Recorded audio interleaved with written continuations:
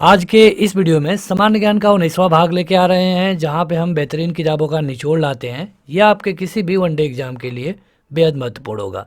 अगर आप चाहें तो इसका पीडीएफ डाउनलोड कर पाएंगे। उसके लिए आपको ये वाला ऐप डाउनलोड करना होगा। इस ऐप का लिंक वीडियो के डिस्क्रिप्शन में और पहले कमेंट बॉक्स पे मिल जाएगा। इस वीडियो को लाइक करने के साथ चैनल को जरूर सब्सक्राइब करें। उसके बाद बेल आइकन दबाएं, उसमें ऑल सेलेक्ट करें इसी तरह की बेहतरीन वीडियो सबसे पहले पाने के लिए। देखिए शुरू करते हैं। यहाँ पे हम वन लाइनर क्वेश्चन को ही कवर करते हैं। क्वेश्चन है कि लोकसभा के चुनाव में निर्वाचित होने के लिए किसी व्यक्ति की न्यूनतम आयु सीमा क्या होनी चाहिए। देखिए अधिकतम की तो कोई सीमा नहीं है, तो न्यूनतम पूछ लिया गया है और ये होती है 25 साल।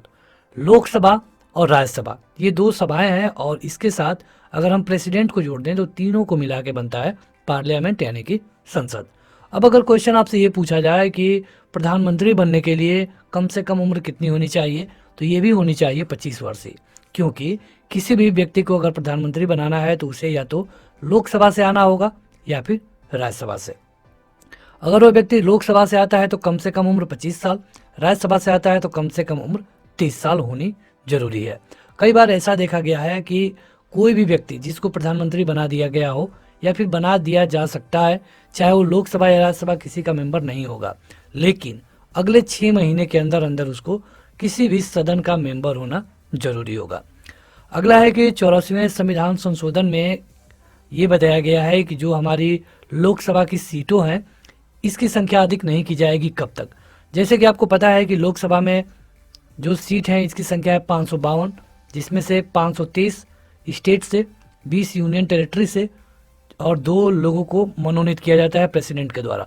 तो ये जो 552 है, जब आने वाले दिनों में संख्या बढ़ेगी तो जाहिर सी बात है कि इसकी संख्या भी बढ़नी चाहिए। लेकिन संविधान के संशोधन में कहा गया है कि 2026 तक इसकी संख्या नहीं बढ़ाई जाएगी। इसी तरह आपने देखा था कि जो सुप्रीम कोर्ट था उसमें कुल मिला के 31 जज होते थे, लेकिन अब इसे कर दिया गया है 34। ये मुख्य न्यायाधीश को ऐड करके है। तो ये 2026 तक है। 2026 के बाद आप सरकार चाहे तो इसमें बढ़ोतरी कर सकती है। भारत के संविधान में निर्धारित किए गए लोकसभा सदस्यों की संख्या अधिकतम कितना हो सकती है, तो यह है 552 या फिर 550।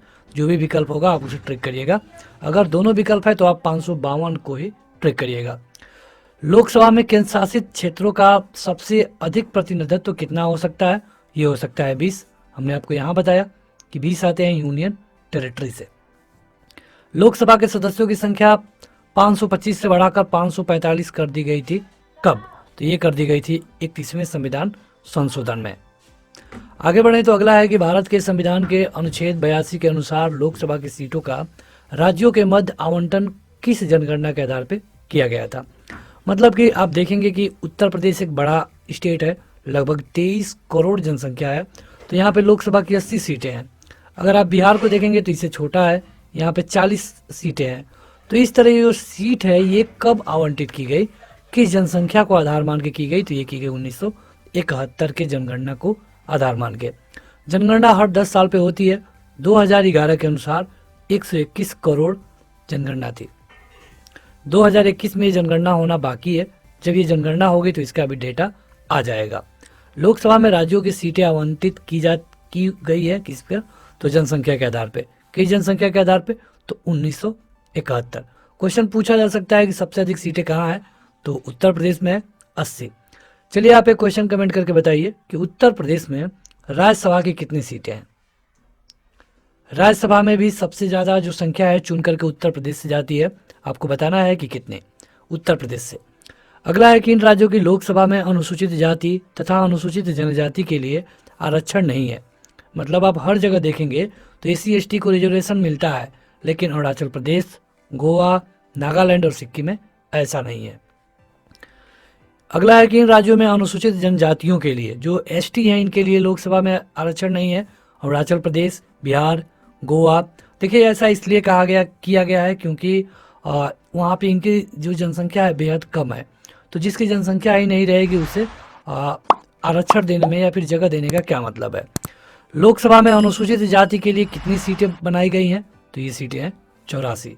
मतलब कि 530 जिन सीटों पर चुनाव होगा इनमें 84 सीटें हमेशा AC होंगी, चाहे वो कोई भी 84 सीटें क्यों ना हो।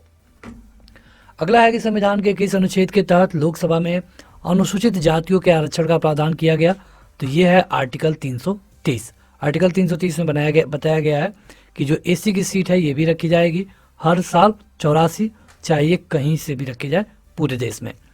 लोकसभा में अनुसूचित जनजाति मतलब कि एसटी के लिए सर्वाधिक आरक्षित सीटें कितनी हैं? पूरा तो ये है 6, मतलब कि किसी भी राज्य से 6 अधिकतम सीटें दी जा सकती हैं। अगला है कि राज्यों में निर्वाचित होने वाले लोकसभा के सदस्यों की संख्या में वृद्धि करने से संबंधित क्या है? मतलब कि राज्य में अगर हम चाहें कि जो लोकसभा की संख्या है उत्तर प्रदेश में 80, इसको बढ़ा दें, तो ये बताया गया है 7वें और 31वें संविधान संशोधन में। लोकसभा का कार्यकाल पूरा होने के पहले भंग किया जा सकता है लोकसभा को। तो लोकसभा का कार्यकाल 5 साल का होता है, लेकिन इससे पहले भी भंग किया जा सकता है अगर प्रधानमंत्री लिख करके दे प्रेसिडेंट को तब। देखिए ये क्वेश्चन बड़ा इंटरेस्टिंग है, पूछा जाता है कि बताइए कि प्रधानमंत्री का कार्यकाल कितना होता है? तो कई सारे लोगों के उत्तर होंगे कि 5 साल, लेकिन ऐसा नहीं है। प्रधानमंत्री का कार्यकाल तभी तक होगा जब तक उसको बहुमत प्राप्त है। जब तक उसको बहुमत प्राप्त है तब तक उनका कार्यकाल है। अगर चुनाव 2019 में हुआ है, बहुमत 2021 में खत्म, तो 2021 में प्रधानमंत्री को हटना पड़ेगा। जिसकी बहुमत वो प्रधानमंत्री फिर बन जाएगा।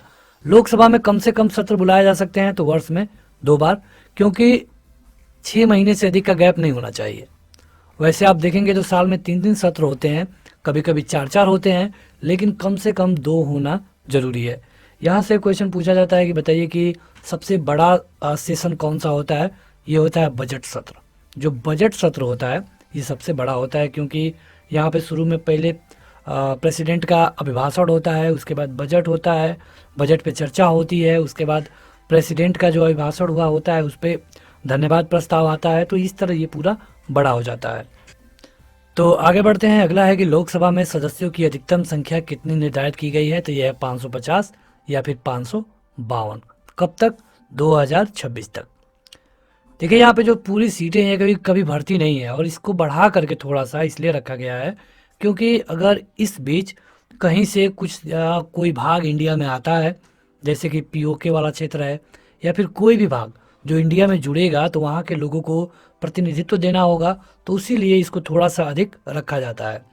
संघीय क्षेत्रों को प्रतिनिधित्व प्राप्त है किसका? तो संसद के दोनों सदनों का। संघीय मतलब कि यूनियन टेरिटरी की बात की गई है।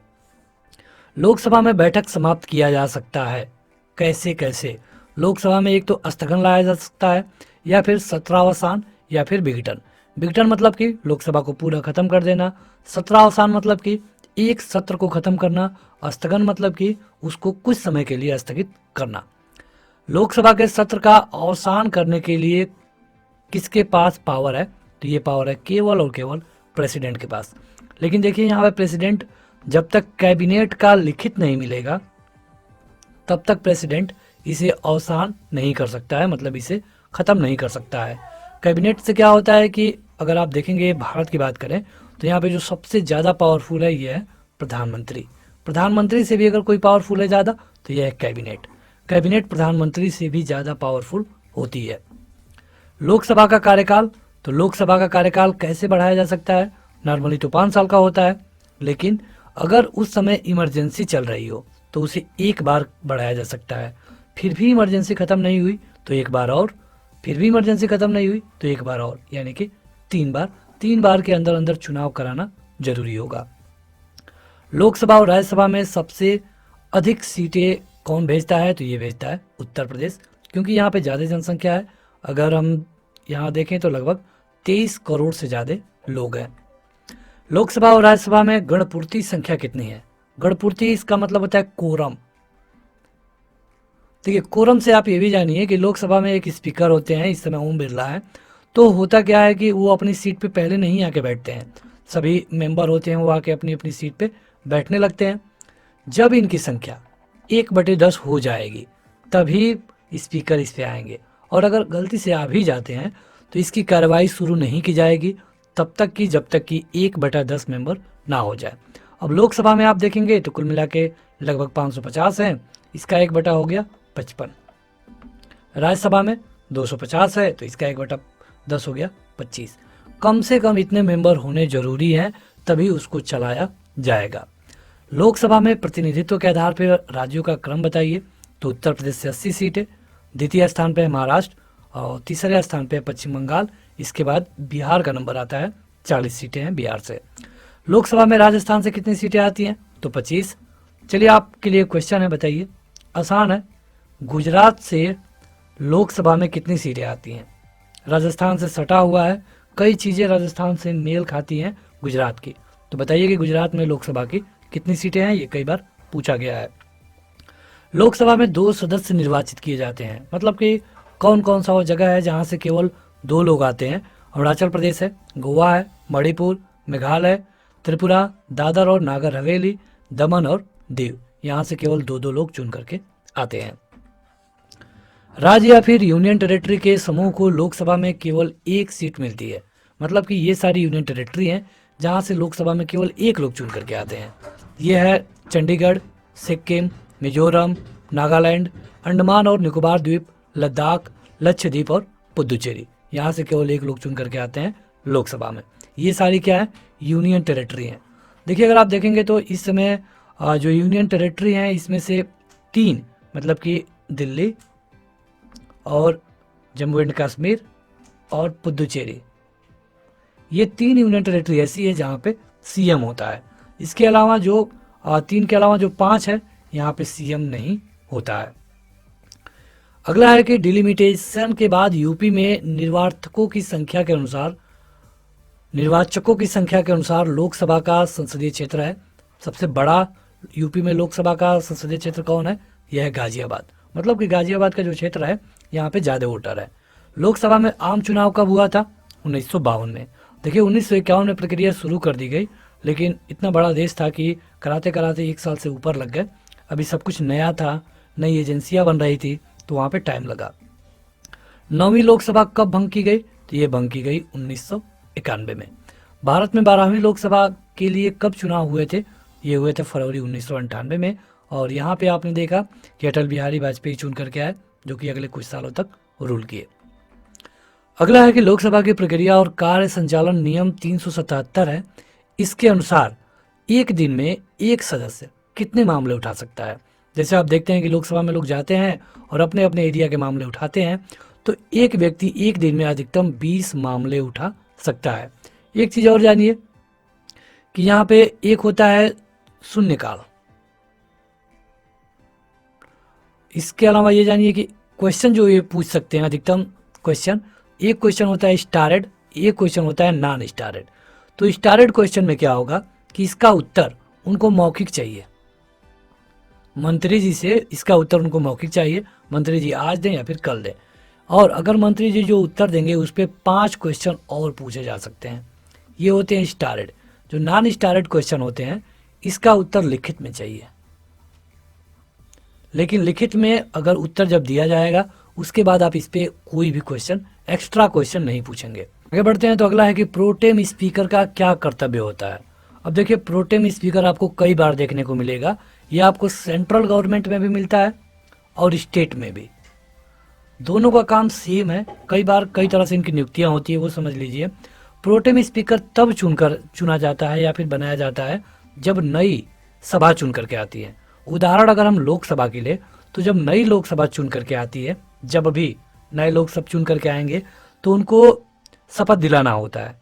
तो उसके लिए जो प्रेसिडेंट होते हैं अपने मन से किसी भी वरिष्ठ नागरिक को, जरूरी नहीं कि वरिष्ठ हो, कभी कभी तो कम उम्र वालों को भी दिया गया है, तो किसी भी नागरिक को किसी भी सदस्य को राष्ट्रपति शपथ दिला देंगे और जिनको शपथ दिलाएंगे वो बन जाएंगे प्रोटेम स्पीकर।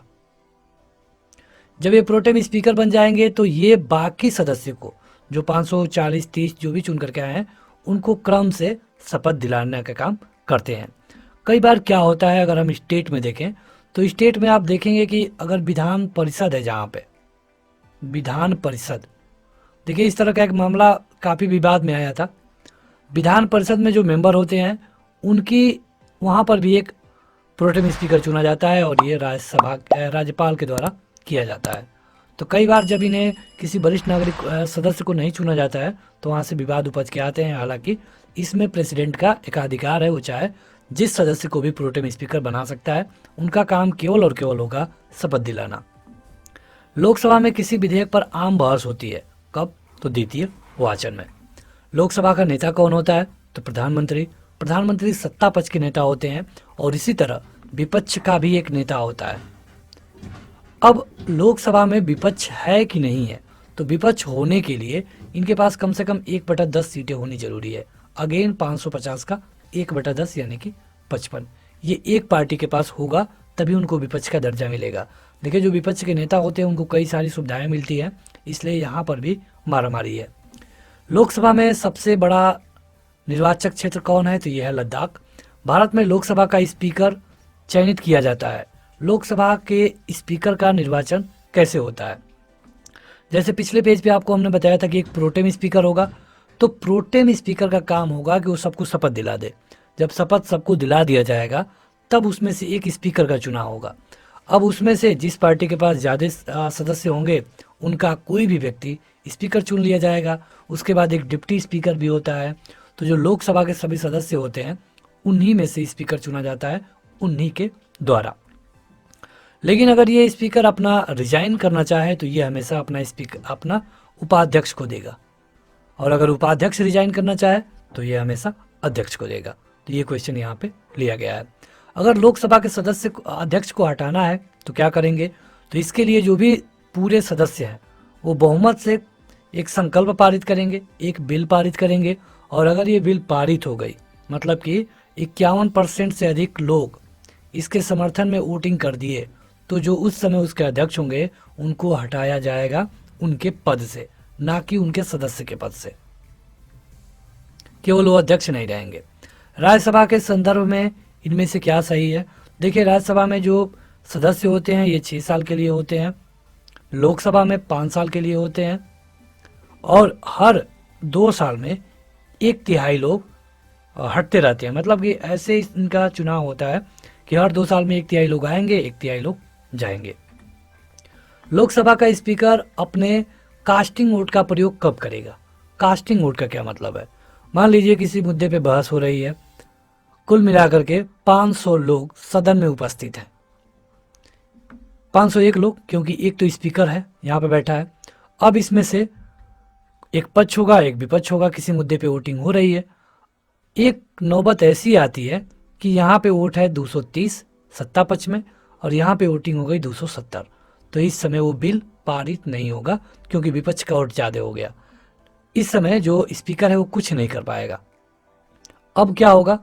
अगर इनकी संख्या हो गई 250 और इनकी संख्या भी हो गई 250, तो क्या होगा? स्पीकर अपना मत दे सकता है। तो इस तरह वो वोट जिसको देगा उसकी वाली बात मानी जाएगी। आगे है कि संविधान का एक अनुच्छेद ये बताता है कि अगर लोकसभा में मत बराबर हो गए तो लोकसभा अध्यक्ष अपना मत प्रदान कर सकता है। ये आर्टिकल 100 में बताया गया है। मतलब कि इसी वाली बात को क्वेश्चन में पूछा गया है। प्रथम स्पीकर जिनके विरुद्ध लोकसभा में अविश्वास प्रस्ताव लाया गया था ये थे जीवी मावलंकर। लोकसभा की प्रथम महिला स्पीकर कौन थी? तो ये थी मीरा कुमार, जो कि यूपीए गवर्नमेंट के अंदर बनी थी। इनके बाद कौन आया? तो अगर महिला की बात करें तो सुमित्रा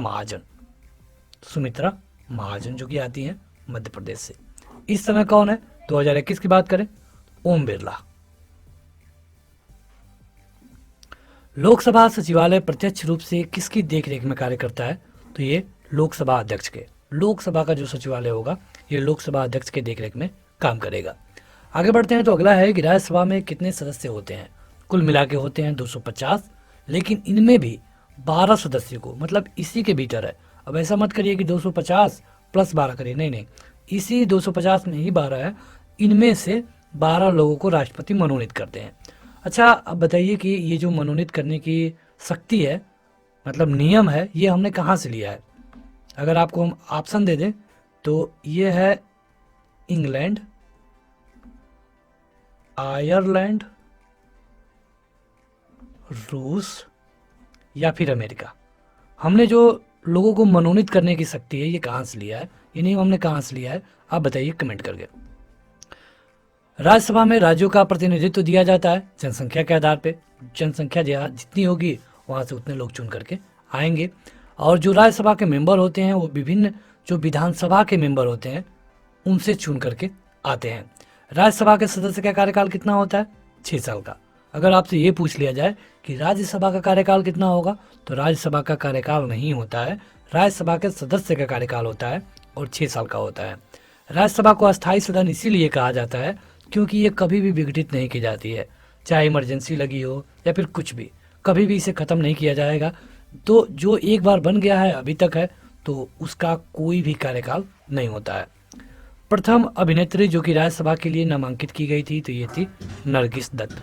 ये भी प्रेसिडेंट के द्वारा किए जाते हैं। जो 12 लोग, उसी में ये नरगिस दत्त पहली अभिनेत्री हैं जो कि की गई थी। आगे बढ़ते हैं तो अगला है कि राज्यसभा के एकांतिक शक्ति के तहत क्या आता है। तो जो नए भारतीय सेवाओं का सृजन करने का अधिकार राज्यसभा को है, हालांकि ये दोनों सदनों को मिलता है। राज्य सूची में विषय बनाने के संबंध में संसद की शक्ति क्या है? देखिए क्या होगा कि एक तो है संघ सूची, एक है समवर्ती सूची, एक है राज्य सूची। संघ सूची में जो भी मुद्दे रखे गए हैं, जैसे कि विदेश का, इसके अलावा विदेशी मामले के अलावा जो भी मतलब रक्षा, ये सारे जो मुद्दे हैं, इस पे कानून बनाने का केवल अधिकार केंद्र सरकार का होगा। समवर्ती सूची पे चाहे राज्य या फिर चाहे केंद्र कोई भी कानून बना सकता है, लेकिन सेम मुद्दे पर अगर केंद्र सरकार का कानून आ जाएगा तो केंद्र सरकार वाला ही माना जाएगा। राज्य के जो भी मुद्दे हैं उस पर केवल राज्य सरकार कानून बनाएगी। लेकिन कभी कभी जब राज्य में आपातकाल लगा होता है, 356 लगा होगा, तो उस समय राज्य के मुद्दे पर भी कानून बनाने का अधिकार संसद को मिल जाता है। यही इसमें कहा गया है। अगला क्वेश्चन है कि राष्ट्र हित में भारत की संसद राज्य सूची के किसी भी विषय पर कानून बना सकती है। कब? तब बना सकती है जब वहां पे जो उपस्थित होंगे, मत देने वाले सदस्य होंगे, उनमें से कम 2/3 बहुमत से उसे पारित कर दें, यानी कि 250 का 2/3 इस तरह। यहाँ पे देखिए कुछ कथन दिए गए हैं, आपसे पूछा जा रहा है कि बताइए कि सही है कि गलत है। तो राज्यसभा में धन विधेयक को या तो अस्वीकार करने या फिर संशोधित करने की कोई शक्ति नहीं है। मतलब कि देखिए राज्यसभा का जो पावर है ना, ये पैसे के मामले में बिल्कुल नहीं है। पैसे के मामले में जो भी अधिकार है ये केवल लोकसभा को है। अगर लोकसभा कोई बिल पास कर दिया, पैसे वाली बिल है, राज्यसभा उसको मना भी कर दिया तो कोई फर्क नहीं पड़ता है। तो इसमें राज्यसभा को ज़्यादा पावर नहीं है, ये सही है। राज्यसभा अनुदान की मांगों पर मतदान नहीं कर सकती है। पैसे वाली मांग पे राज्यसभा का कोई पावर नहीं है, कहने का वही मतलब है। विशेषाधिकार जो भारत संविधान के द्वारा राज्यसभा को दिए गए हैं, तो यही मिला है कि वो अखिल भारतीय सेवाओं का सृजन कर सकते हैं और इनके लिए राज्य सूची पर कुछ कानून बना सकते हैं। कब? जब इसे 2/3 सदस्यों के द्वारा पारित कर लिया जाए। संसद को राज्य सूची के विषय में विधि बनाने का अधिकार किस आर्टिकल में मिलता है? यह है आर्टिकल 249। वर्तमान में लोकसभा के निर्वाचन के लिए चुनाव व्यय की अधिकतम सीमा कितनी है? 70 लाख। यानी कि जो एक व्यक्ति चुनाव में खड़ा होगा वो अधिकतम 70 लाख रुपए खर्च कर सकता है। तो बस आज के इस वीडियो में इतना ही। वीडियो को लाइक करने के साथ आप इसका PDF डाउनलोड कर पाएंगे और आप इसे इंग्लिश में भी पढ़ सकते हैं। इसके लिए आपको ये ऐप डाउनलोड करना होगा।